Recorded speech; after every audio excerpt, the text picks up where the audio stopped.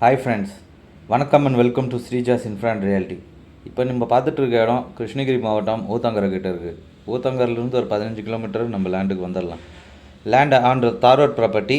Land ஃபுல்லாக ப்ளைனாக கரம்பாக தான் இருக்குது. ஒரு 2 கிணறு இருக்குது உள்ள. ஒரு 300 ஃபீட்டில் எங்கள் கிரவுண்ட் வாட்டர் எதிர்பார்க்கலாம். சுற்றிலும் எல்லாம் விவசாயம் பண்ணிகிட்ருக்காங்க. நம்ம இடம் 50 ஏக்கர்ஸ் மட்டும் வேணும்னா கூட டிவைட் பண்ணி வாங்கிக்கலாம்.